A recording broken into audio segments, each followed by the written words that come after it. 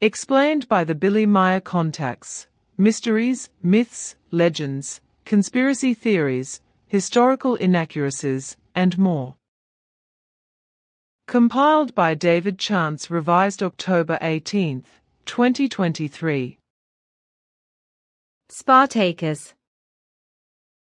Contact Report 230. Well, then the following. Spartacus was a warrior for the oppressed. Despite all ancient reports, his origin is still unknown today, as is his death. It is said that he died in the Battle of the River in 71 BC, but his body was never found. The Romans had united all their military legions in this battle and thereby defeated the army of Spartacus. As punishment for the slave revolt, the victors then crucified more than 6,000 defeated slaves, namely along the Via Appia from Capua to Rome. In Capua too was the gladiator school, run by a certain Gnaeus Lentulus Batiatus, where Spartacus also learned his gladiator craft, before it came to an uprising in the spring of 73 BC by a few more than 200 gladiators in Capua when they stormed the prison kitchen, armed with all sorts of things they could just get their hands on. So the prison itself became the arena. I know some things about Spartacus, but if you know more about it, then please let me hear. The term gladiator is based on the main combat tool of gladiators, the sword, which was called gladius in Latin language. Gladiators were not amateurs, but fiercely trained fighters. A gladiator training center was in Capua, and being a gladiator meant practicing a veritable craft to perfection, as any other craft was. The gladiators were true masters of the art of fighting and true fighting machines, whose only destiny was to kill the opponent in the fight and to remain victorious, and not only in the fighting arena. Truthfully, gladiators in special legions were actually also used for war purposes, which, however, has remained largely unknown to this day. The gladiator school of Gnaeus Lentulus Batiatus, whom you mentioned, was a strictly guarded prison with thick stone walls in which slaves were trained to become gladiators. Already the training often resulted in deaths, because ultimately they also fought with sharp weapons, which, however, were only given out for practice fights and then kept under lock and key again under strict guard. There were great and glorious heroes among the gladiators, but as a rule they were still no more than slaves without rights who were the property of slave owners, who used their enslaved fighters for betting, or who had to duel to the death for their owners over love affairs. The unbreakable rule of gladiators was simple. Every fight was to be fought for life or death or victory, whereby even for the best fighters there was no hope for a better or even a free future. Ultimately, every gladiator ended up in his own blood when he was killed by his enemy and sank into the dust of the arena. Some gladiators managed up to 10, 20, or rarely even 25 or 30 fights, but then they were so worn out and exhausted that they could not endure another fight and were killed by their opponent. And since there was no hope for the gladiators that they would ever be free and have a better life, the thought of insurrection was thus constantly smoldering among them, which was also known to the owners of slaves and the operators of the gladiator schools, as well as the guards, which is why they took enormous security measures against a revolt. This was also a reason why the gladiators were, for security reasons, only given sharp weapons when they had to fight in the arena or, which was rare, had to pass a special final test of combat training with sharp weapons, in which case there were already deaths. Otherwise, in the gladiator schools, only the guards were heavily armed, whereby every outbreak and revolt was already nipped in the bud. Nevertheless, the thought of an uprising was constantly smoldering among the gladiators, until in the spring of 71 BC, what was considered impossible by the slave owners and their guardians actually happened. 217 gladiators stormed the prison kitchen in Capua in the gladiator school and armed themselves with kitchen utensils suitable for fighting, such as skewers, meat axes, chopping instruments, and knives, etc., with which they then attacked their brutal guards. They fought against the guards with the courage of despair and used all the skills they had learnt during their training, and until then had applied in hopeless fights for life and death in the arena.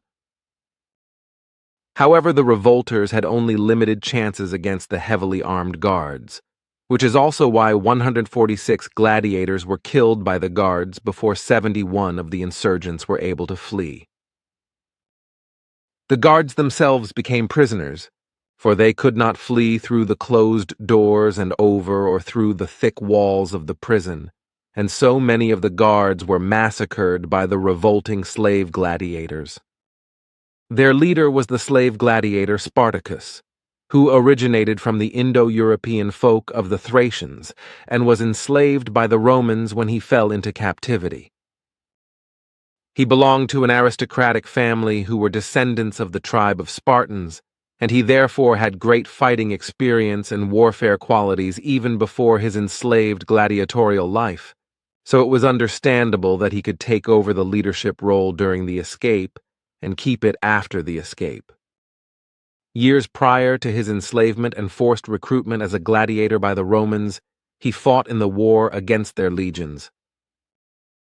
The Thracians and various other folks stood up against the Romans when they were incited by the Pontic king Mithridates VI, and it was precisely during this war that Spartacus was captured and brought to Rome as a slave. Thus he changed from a fighter for freedom to a fighter in the arena, to a gladiator who had henceforth solely to fight for his life.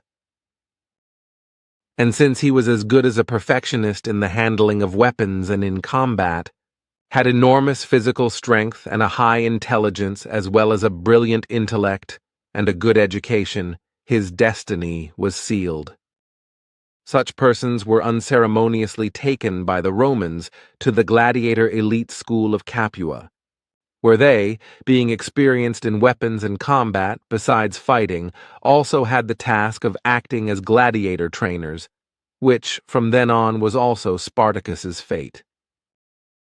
The revolt and the escape of the gladiators from the gladiator prison in Capua was certainly very annoying for the Romans, but at first nobody cared much about it, except for those legions who were chasing them.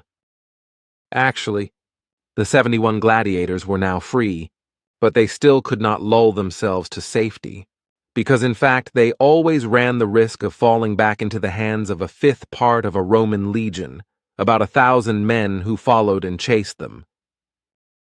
In Roman times, an entire legion comprised 4,000 to 6,000 men on foot and about 300 horsemen and the entourage.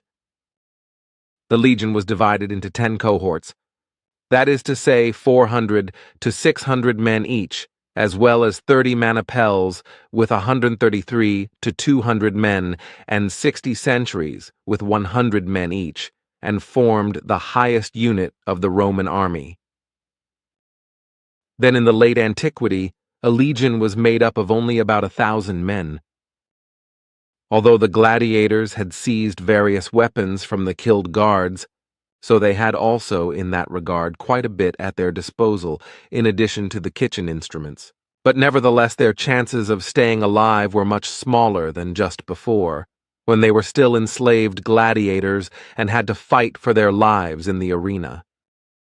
Thus, 71 slave gladiators were on the run and always in danger to fall into the hands of the bloodhounds, who outnumbered them several times. So the refugees had no choice but to keep on fleeing in order to escape the Roman legions chasing them. In so doing, however, they managed to raid and plunder a weapons transport destined for another gladiator school, so that the escapees could better equip themselves. Word got around, of course, and wherever the escaped gladiators appeared, slaves fled time and again from their owners and joined the Spartacus Legion, which is how the gladiator troop was now popularly known. and more joined in, also impoverished farmers and escaped prisoners, so that in the following weeks a small army assembled itself. This required that as soon as possible new weapons were obtained, and more armed men were sought and also found in large numbers and trained in the handling of weapons and in combat, which of course did not remain hidden to Rome, which now slowly began to feel uneasy and to worry, because now it was foreseeable that a slave war might loom.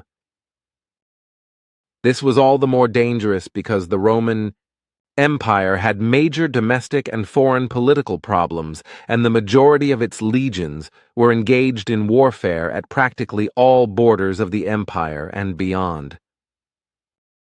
Therefore, there was a lack of time and the necessary army to follow and fight against the increasingly rebellious gladiators and all their companions, the escaped slaves and prisoners, as well as the peasants and adventurers, and figures who had struggled for all sorts of reasons.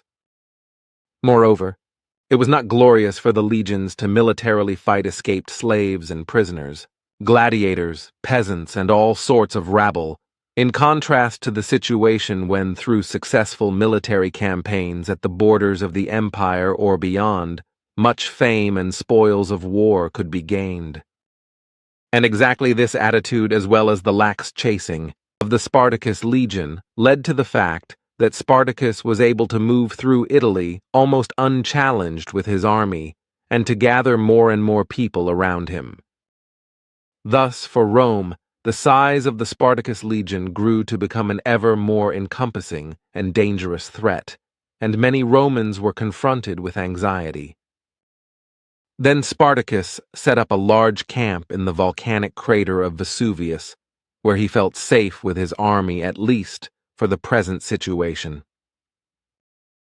From there, raids were carried out in the immediate vicinity and further afield to obtain food, but also new equipment and weapons for all the many new slaves who had escaped and joined the gladiator group and its legion, impoverished peasants, adventurers, escaped prisoners, and criminals.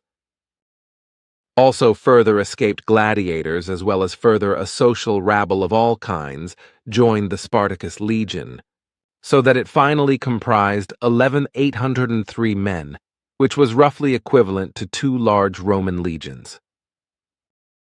The raids thus became bigger and bigger, extending farther and farther, and of course posed an ever-increasing threat to the security of the Roman citizens. Thus, the Roman Senate finally decided to take action against the 2 Spartacus legions. Thus, the propraetor, that is to say, the proconsul Gaius Claudius Glaber, was instructed to confront the threat with 3,000 military men provided to him and to destroy the 2 Spartacus legions.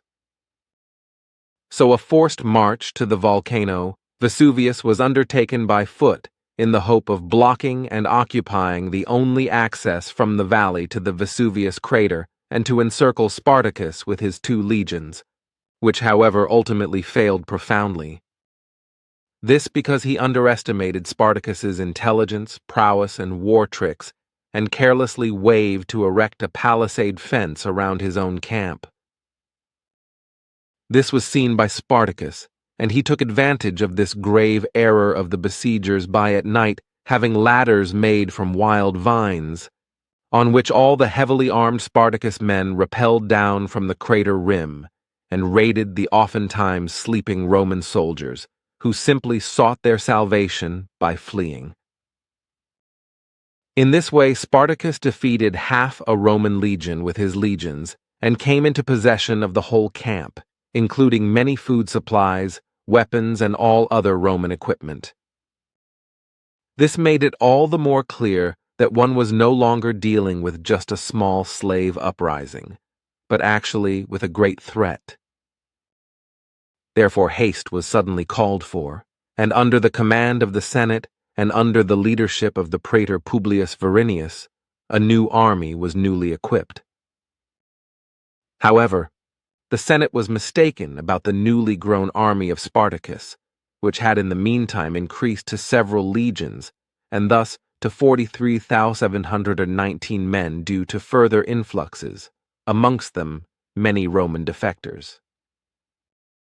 An enormous military power that therefore also defeated 2 legates sent out by the praetor and their legions. Legates were deputies or envoys of the emperor or the praetors, as well as permanent assistants of the military commanders and vicegerents. The praetor Publius Varinius barely escaped capture by Spartacus's warriors during the failed military campaign. Although the mighty Spartacus army had many successes, the more time went by, it became increasingly clear that it was only a community welded together by adversity, consisting of many members of different folks. Thus, Spartacus was originally eager to bring all of them back to their homelands because he knew that there was no future for any of them in the Roman land. Therefore, he also wanted to cross the Alps, from beyond which many Teutons and Celts in his army originated. However, a fellow sufferer named Crixus, who had been in Capua with Spartacus and stood by his side as leader, was not of the same opinion because he wanted to stay in the Roman land and lead the immense army against Rome. The two, however, could not agree to forge a joint action against Rome, which is why the two separated together with their personal supporters. Crixus remained in the south of the country in Apulia, whereby 9872 followers gathered around him. As Spartacus made his way north, 35,416 men from the army that had grown further moved with him. The Romans' anxiety grew enormously, as it was feared that Spartacus would now attack Rome.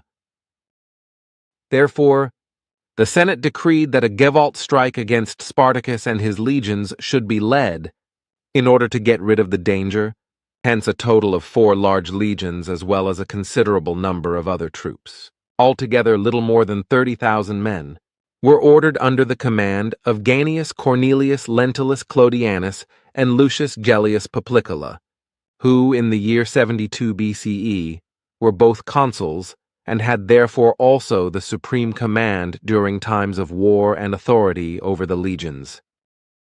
Of course, the Romans learned of the separation of Spartacus and Crixus, so they set out to take out Crixus and his fighters. This then took place at Mount Garganus in Apulia. Crixus had no chance, was defeated devastatingly, and died himself during this. Only a few survived the heavy fight and then made it to Spartacus, whose situation was very unpleasant as he had lost a quarter of his troops because of Crixus, which put him in a critical situation. The 2 consuls knew this, of course, and now they were deploying their troops against Spartacus and his legions. Thus, with might, Gnaeus Cornelius Lentulus Clodianus obstructed the way to the north for Spartacus and his men, while Lucius Gellius Poplicola, with the help of Quintus Arrius's legions, ensured that the way back was blocked.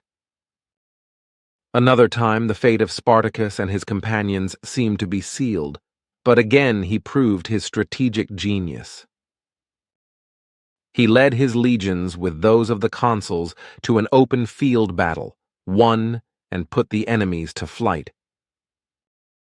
Then he commemorated his friend Crixus, who had been killed by the Romans, and had a pompous funeral service organized for him, in that Spartacus chose 311 captured Roman legionnaires who had to fight as gladiators with each other until death. Thus the Romans became aware that the former slaves, the peasants exploited and impoverished by the Romans, and the slave gladiators had not forgotten their former ignominy, and now transferred it to the captured legionnaires who had to fight for their lives as gladiators. Spartacus's action was a clear act of revenge, which did not appeal to the Romans at all, however, and was by them regarded as proof that Spartacus and his men were infested with the worst cruelty. They did not think about it, and it did not occur to anyone that the whole thing was nothing other than what they had done themselves. The Romans were so stubborn that they could in no wise comprehend the act of revenge. Spartacus, however, advanced further north with its legions and soon crossed the northern border of Umbria. Thus, he soon managed the difficult crossing over the Apennines and marched towards the Po Valley, where he was opposed by the praetor Gaius Cassius Lingonus with 2 legions, with 10,413 Roman legionaries, while Spartacus with his legions defeated the Romans again. So the time had come that he could now have crossed the Alps. But that did not happen, because no one was in favor of this plan any longer, because now all the Spartacus warriors wanted to march against Rome, because the steady battles with the Roman legions had stirred up the hatred in the rebels in such a manner they now wanted to destroy the Romans in their own country.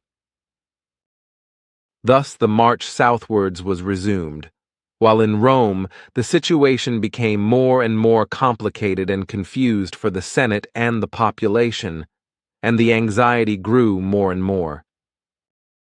In the autumn of 72 BCE, it was only with the greatest difficulty that the Senate was able to enthuse a volunteer to set out against Spartacus and his legions, namely via Marcus Licinius Crassus, who had become very wealthy during the reign of the dictator Lucius Cornelius Sulla, who also had the nickname Felix. Crassus armed any man who was able to hold a weapon and thus assembled 6 new legions, irrespective of the fact that many were war invalids, hardly able to fight. He also incorporated the remains of the 4 beaten legions, and thus brought together an army of 53,608 legionnaires who set off with the slogan, "Total annihilation of the rebels."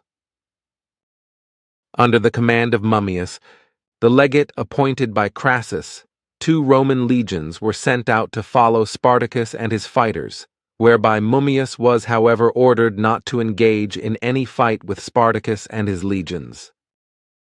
But Mummius was ambitious and thought that he could win with his legionaries over the rebels, which is why he attacked them, whereupon he was defeated devastatingly. There were only a few survivors, and those took flight. Mummius, too, was among them, whose unauthorized actions led to the end of his career. The defeated and fleeing legionaries were called to account by Crassus and disciplined by determining and executing every 10th, namely in front of all legionnaires, which was meant to serve as a deterrent that no one any longer would flee and show cowardice vis-a-vis the enemy. And Crassus was boundlessly angry, which is why he now wanted to annihilate Spartacus and his legions with a single mighty strike. But Crassus was also mistaken, because when he and his army met, the one of Spartacus, the victory went again to the rebels, which also continued to be so, this not least because Spartacus always knew how to avoid a direct encounter. Thus they moved both armies slowly southwards, namely all the way down to the southern tip, note Billy / boot tip, of the Roman mainland, for example, Italy. And that appealed to Crassus, because now he could cut off Spartacus and his legions return to the north. For this purpose, his legionnaires had to build a wall with a length of just over 30 kilometers, thereby locking in the Spartacus army. At the narrowest point of the peninsula, moreover, a 4-meter deep ditch was dug, which was additionally protected on the back with a barricade.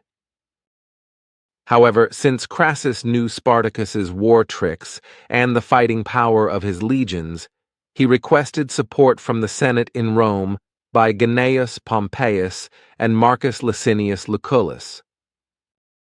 So a wearisome waiting period began on both sides of the armies ready for battle, whereby Spartacus forged plans to escape the looming annihilation. And since the land route was completely blocked by Crassus's troops, only the sea route remained open, and that would be the one over to Sicily. Thus the plan was forged that the crossing by ship should take place by Cilician pirates, because these dominated the strait between the Roman mainland and Sicily. Negotiations were also conducted in this regard, with the pirates demanding a very high price, which the Spartacus men had to pay in advance. However, the pirates were fraudsters, because they disappeared with all the money and left the rebels behind, but this only because Crassus paid the pirates 3 times the price. Spartacus, on the other hand, sent a scout to Sicily, who was, however, captured and crucified by the Romans and put on display directly at the harbor entrance. Spartacus and his legions were finally locked up and could flee neither across the strait nor across the land, and so Crassus could simply wait with his army until the plight of hunger drove the rebels out of their holes. And he did not want to enter into a compromise with Spartacus when the latter sent a messenger to him, so that he had to return to the camp of the rebels without having achieved anything. Thus, Spartacus not only ran ever shorter of time, but also of the food for the hungry men of his legions. Also, more and more diseases spread in his army, and many of the weakened fighters died away. He had their corpses secretly thrown into the ditch created by Crassus's army, along with tree trunks and stones, etc. Then Spartacus ordered a storm attack, which became a real massacre, in which 12,319 of his fighters were literally slaughtered by the Roman legions. Only a part of the Spartacus army was left and was able to flee, however, haunted by the legions of Crassus. During the flight, there were renewed disagreements among the rebels. Hence, Spartacus separated several thousand fighters another time and went separate ways with them. Obviously, this was welcome for Crassus, who chased the splinter group and attacked them as they set up their first camp. Still close together, Spartacus came with his main army to the aid of the attacked, and could only just prevent that the defectors were completely exterminated. Nevertheless, this no longer welded the breakaway men together with the main army, since after their rescue, they continued to go their own ways. Thus, they moved to the north, where they were taken up only a short time later by Roman legions and destroyed to the last man.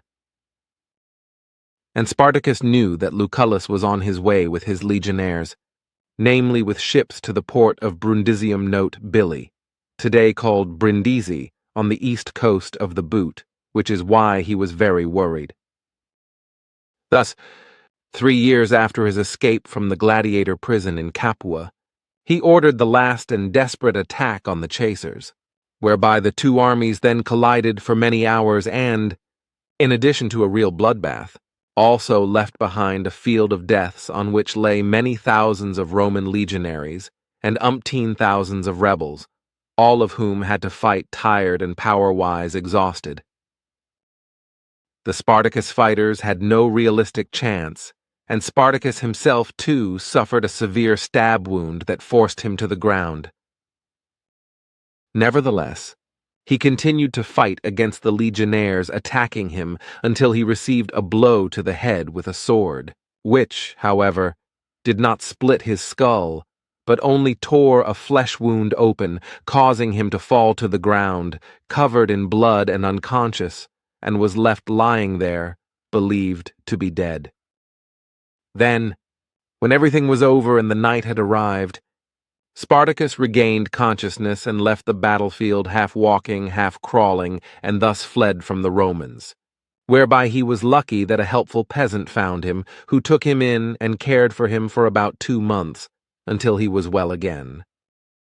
Afterwards, Spartacus set off unrecognized to return to his homeland, which he eventually reached after several months and lived there as a free man until the end of his life, also unrecognized, and died at the age of 61 years.